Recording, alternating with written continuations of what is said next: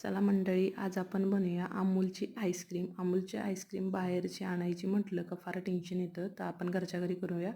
अमूलचा fresh pack हा कुठेही मिळतो क्रीमचा, तुम्ही घेऊन यायचा आहे. मी त्याला एका भांड्यात टाकून बीट करून घेते आहे. पूर्ण व्यवस्थित त्याला मी फिरवून घेतलं आहे.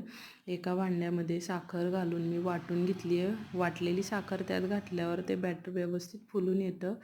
तुम्ही त्यामध्ये ती साखर ॲड करायची आहे आणि व्यवस्थित प्रकारे ते बीट करायचे, त्याला फिरवत राहायचे. त्याला फिरवून फिरवून ते ऑटोमॅटिक ते फुलत चालतं. ते फुलत गेल्याच्या नंतर आपल्याला पुढची प्रोसेस करायची आहे.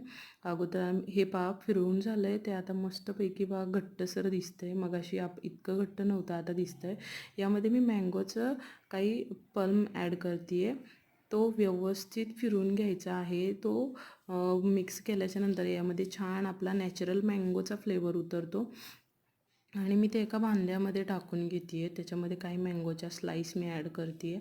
त्या व्यवस्थित बारीक चॉप करून मी त्या घेतल्या होत्या अगोदरच आणि त्याच्यावर राहिलेलं मी बॅटर ॲड केलं आहे.